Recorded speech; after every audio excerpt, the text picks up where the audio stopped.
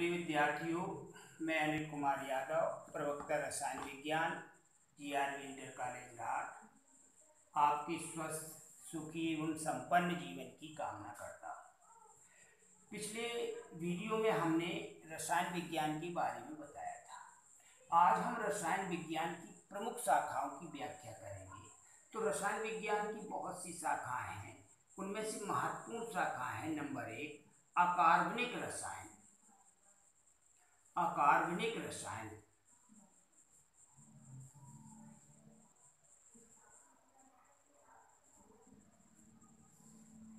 Inorganic chemistry. Inorganic chemistry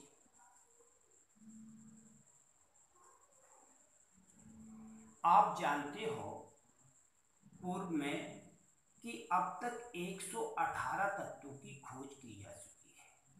118 तत्वों में hydrogen, helium, lithium, beryllium, boron, carbon, nitrogen, oxygen, इस प्रकार बहुत से 118 तत्व हैं। उनमें एक तत्व कार्बन है और शेष 117 तत्व हैं।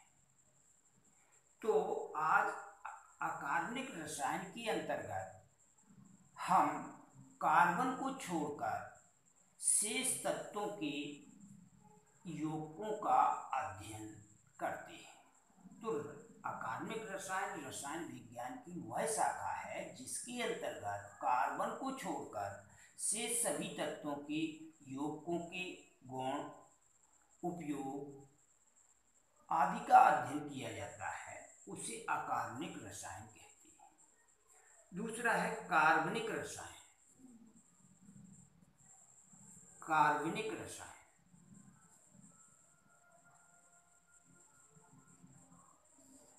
Organic chemistry.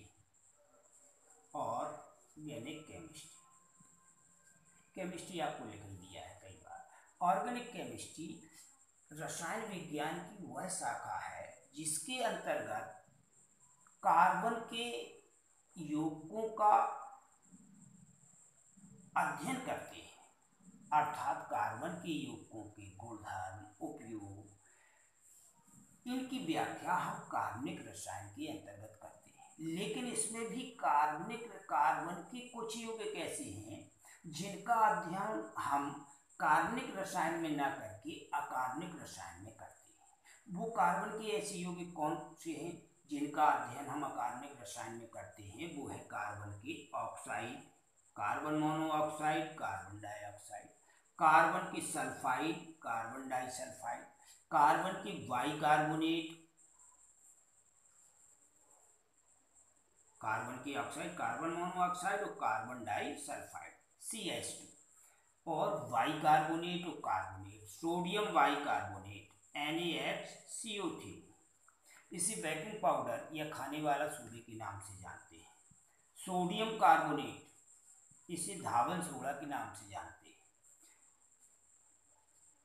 CaHCO3 twice, calcium bicarbonate, calcium carbonate, इसे हम खड़िया के नाम से जानते हैं। तो आपने हमसे समझा कि कार्बन के यौगिकों का अध्ययन कार्बनिक रसायन के अंतर्गत करते हैं, लेकिन कार्बन की इन यौगिकों, कार्बन की ऑक्साइड, सल्फाइड, कार्बोनेट, बाइकार्बोनेट, इनका अध्ययन हम अकार्बनिक रसायन के अंतर्गत करते हैं। तो आपके मन में समस्या होगी कि केवल एक तत्व के यौगिकों का अध्ययन रसायन विज्ञान की एक शाखा के अंतर्गत करते हैं, जबकि 117 तत्वों के यौगिकों का अध्ययन हम अकार्बनिक रसायन एक शाखा के अंतर्गत करते हैं। तो हम आपको बता दें कि कार्बन की जो संयोजन करने की क्षमता है या जुड़ने की जो प्रवृत्ति है, कैटिनेशन की प्रवृत्ति है, वो शेष सभी तत्वों से अधिक है। इसलिए केवल कार्बन के यौगिकों की संख्या 10 लाख है, जबकि 117 तत्वों के यौगिकों की संख्या 1 लाख है।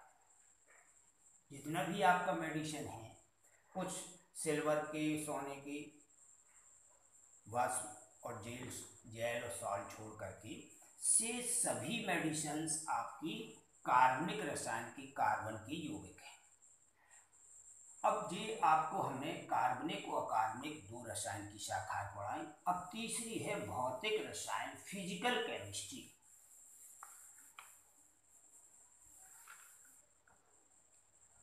भौतिक रसायन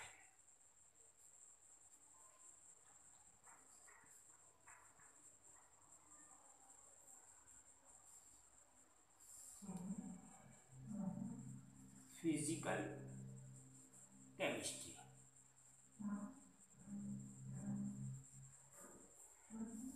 रसायन विज्ञान की वह शाखा जिसके अंतर्गत उन नियमों एवं सिद्धांतों का अध्ययन किया जाता है जिन पर रासायनिक अभिक्रियाएं आधारित होती हैं, उसे भौतिक रसायन, फिजिकल केमिस्ट्री कहते हैं। तो जो भौतिक रसायन है, अगली है चौथी विश्लेषणात्मक रसायन। विश्लेषणात्मक रसायन, एनालिटिकल केमिस्ट्री।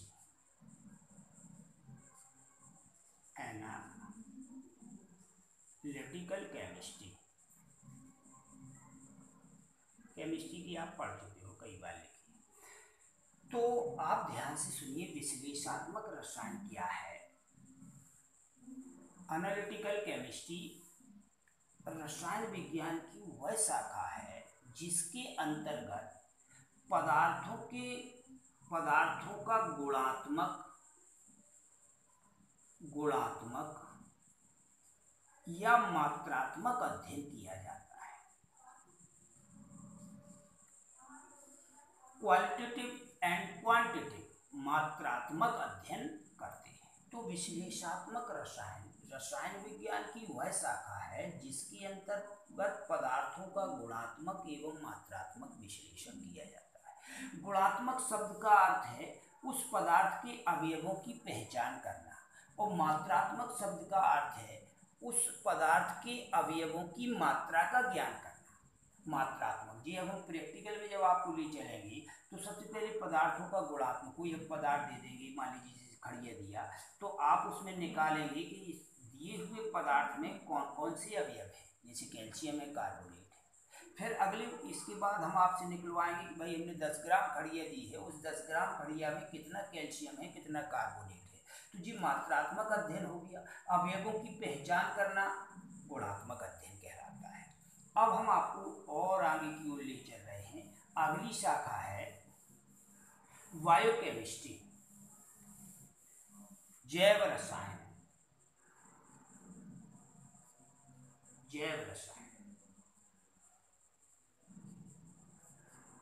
बायोकेमिस्ट्री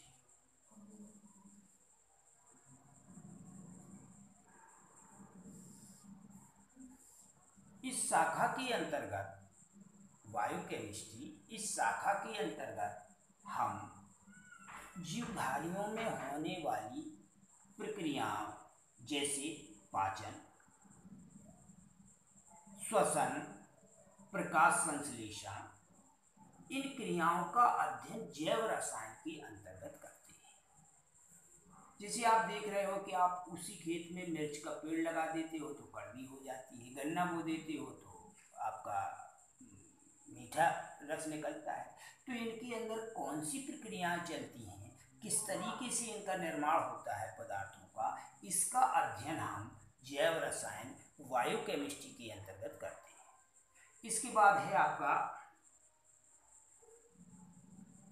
कृषि रसायन, एग्रीकल्चर केमिस्ट्री।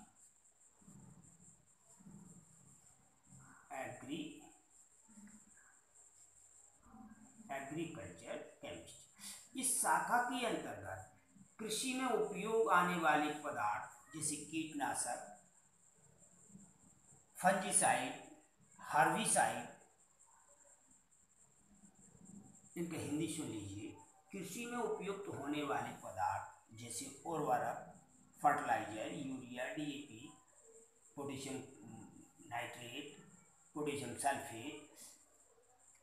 इसके अलावा खरपतवार नाशी पदार्थ, कीटाणुनाशी पदार्थ और सूक्ष्म जीवों को नष्ट करने वाले पदार्थ इसका अध्ययन इस शाखा के अंतर्गत करते हैं। इंडस्ट्रियल केमिस्ट्री, औद्योगिक रसायन, औद्योगिक औद्योगिक रसायन।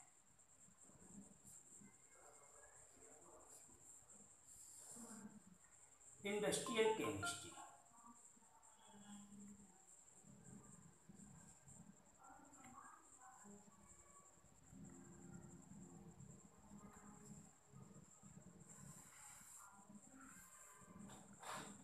इंडस्ट्रियल केमिस्ट्री इस शाखा के अंतर्गत उद्योग धंधों में प्रयुक्त होने वाले पदार्थ जैसे रबर है, प्लास्टिक है, संश्लेषित रेशे हैं, इन सब का अध्ययन, कांच है, इन सब का अध्ययन इंडस्ट्रियल रसायन के अंतर्गत करते हैं। तो ये तो थी रसायन विज्ञान की महत्वपूर्ण शाखाएं। अब इसके बाद हम रसायन विज्ञान के महत्व की